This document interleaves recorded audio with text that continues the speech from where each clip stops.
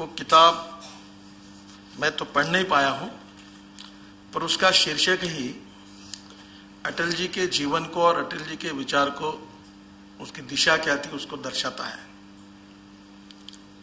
अटल जी राष्ट्रभक्त थे और उनके हर भाषण में देश के बारे में ओतप्रोत ऐसी राष्ट्र प्रेम की भावना व्यक्त होती है। मुझे लगता है कि उनके विचार, उनके भाषण हमारे सब के लिए बहुत प्रेरणादायी है। जो महत्वपूर्ण बात एमजे अकबर साहब ने कही वो बहुत बिल्कुल सही है कि हम लोग स्वाधीनता के बाद 63 साल अब पूरे कर रहे हैं। 63 साल के बीते हुए समय से ऐसा कहा जाता है कि जो व्यक्ति हमारे भूतकाल में जो कुछ होता है उससे समझकर वर्तमान में व्यवहार करता है और भविष्य की दिशा उसके आधार पर तय करता है, वही निश्चित उद्देश्य पर जा सकता है। मुझे लगता है कि अटल जी ने जो विचारों की प्रेरणा हमको दी है उसमें निश्चित रूप से सबसे महत्वपूर्ण कोई बात होगी तो राष्ट्रभक्ति की और देश प्रेम की बात उन्होंने हर समय कही है। और इसीलिए जब हमने पहली बार हमारे कार्यालय के सामने एक बोर्ड खड़ा किया तो उसमें 3 बातें लिखी थी: राष्ट्रवाद, विकास और अंत्योदय। मुझे लगता है कि ये तीनों बातें हमारे देश के भविष्य के लिए बहुत आवश्यक है।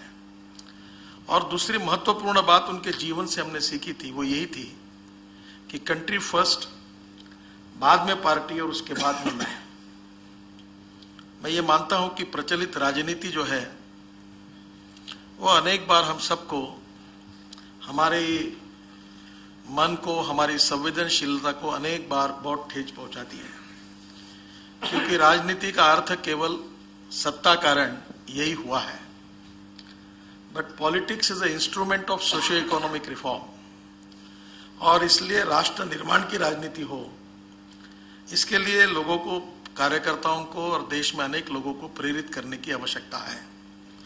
और ये भी महत्वपूर्ण बात है कि राजनीति ये जात, पंथ, धर्म, भाषा और सेक्स से ऊपर उठकर हो, जिस बात का अटल जी ने अपने जीवन में बार बार जिक्र किया है। और मुझे ऐसा लगता है कि राष्ट्रवाद का विचार जो है वो सामने रखकर इस देश के अलग अलग प्रकार के, अलग अलग जात, पंथ, धर्म, instrument of socio economic reform, और इसलिए राष्ट्र निर्माण की राजनीति हो, इसके लिए लोगों को, कार्यकर्ताओं को और देश में अनेक लोगों को प्रेरित करने की आवश्यकता है। और ये भी महत्वपूर्ण बात है कि राजनीति ये जात, पंथ, धर्म, भाषा और सेक्स से ऊपर उठकर हो, जिस बात का अटल जी ने अपने जीवन में बार बार जिक्र किया है। और मुझे ऐसा लगता है कि राष्ट्रवाद का विचार जो है वो सामने रखकर इस देश के अलग अलग प्रकार के, अलग अलग जात, पंथ, धर्म और भाषा वाले सभी लोगों को साथ में लेकर हम 21वीं सदी के हिंदुस्तान को सुखी, समृद्ध, संपन्न और शक्तिशाली बनाए, यही अटल जी के जीवन का मिशन था। अपने जीवन में उन्होंने राष्ट्र के पुनर्निर्माण के लिए अपने जीवन को समर्पित किया है। उनका जीवन का हर क्षण देशभक्ति से ओतप्रोत था। सभी के साथ समान न्याय हो, यही उनकी भूमिका रही। और अकबर साहब ने जो विचार व्यक्त किए हैं वो भी बहुत अच्छे हैं। मेरी जब जब उनसे मुलाकात होती है तो उनकी बातों से अक्सर मुझे कुछ नई बातें सीखने के लिए मिलती है। विचारों की सुस्पष्टता है और देश के बारे में, देश के भविष्य के बारे में उनकी जो बातें रहती है वो बहुत महत्वपूर्ण होती है। और इसलिए जब भी कभी मुझे उनका कोई लेख, उनका भाषण सुनने के लिए मिलता है तो विशेष रूप से मैं उसको भविष्य के लिए किस प्रकार की दिशा इससे मिलेगी, इस प्रकार से उसका अध्ययन करने की कोशिश करता हूँ। और जो बात उन्होंने कही उससे मैं बिल्कुल सहमत हूँ। और आवश्यकता यही है कि हम इन सब बातों से ऊपर उठे। कल हम जम्मू में थे तो मैंने यही बात कही कि ये जम्मू कश्मीर में जो कुछ चल रहा है, ये फाइट कोई 2 धर्मों के बीच में नहीं है, 2 संप्रदाय के बीच में नहीं है। तो हम जो लड़ रहे हैं वो राष्ट्रवादी और राष्ट्रद्रोहियों के बीच में लड़ रहे हैं।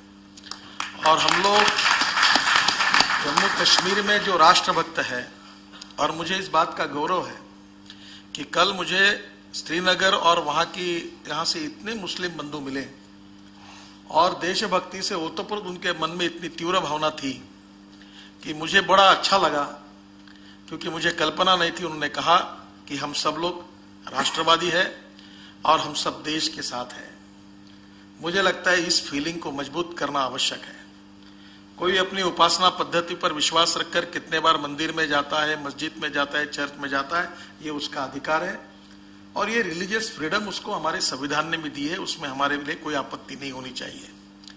पर उसके बाद हम सब लोग भारतीय हैं और ये भारतीयत्व का विचार ये अटल जी के विचारों का आत्मा था और मुझे लगता है कि उसी के आधार पर जात, पंथ, धर्म, भाषा और सेक्स से ऊपर उठकर देश के निर्माण के लिए ये भारतीयता का विचार लेकर हम सब आगे जाने वाले हैं।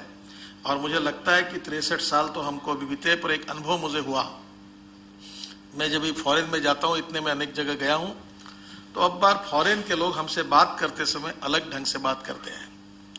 हिंदुस्तान के ट्रेडर्स और बिजनेसमैन, इनका वर्ल्ड के हर देश में सम्मान बढ़ा है।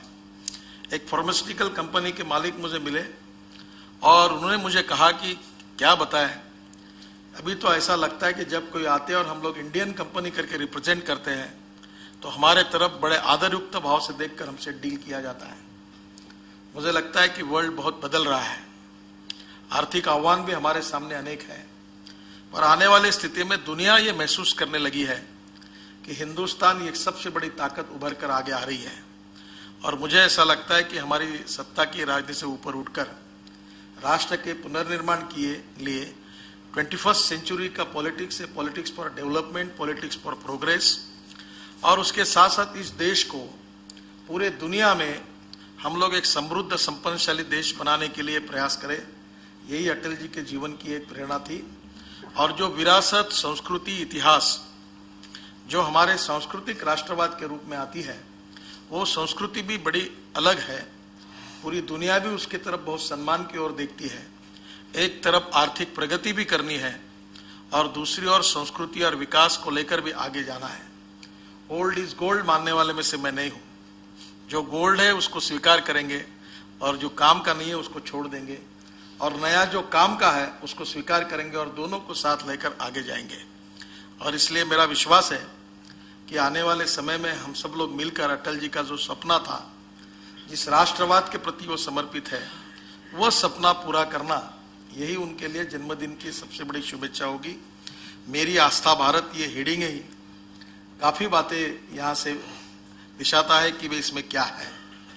मैं अटल जी के जन्मदिन पे ऊपर उनको बहुत बहुत शुभकामनाएं और शुभेच्छाएं देता हूँ। तरुण जी ने बहुत अच्छे अच्छे किताब लिखे हैं। ये भी किताब निश्चित रूप से देश के अनेक युवाओं को विशेष रूप से मार्गदर्शन करने वाला होगा। और जो विचार अटल जी ने अपने जीवन में अपनी जीवन निष्ठा को और मिशन के रूप में स्वीकार किया था, वही विचार मुझे लगता है हम अनेक लोगों तक पहुंचाने में यशस्वी होंगे। मैं तरुण विजय जी को भी फिर से एक बार बहुत बहुत शुभकामनाएं और शुभेच्छाएं देता हूं और अटल जी को भगवान ने और लंबी उम्र देनी चाहिए, यही प्रार्थना करता हूं। बहुत बहुत धन्यवाद।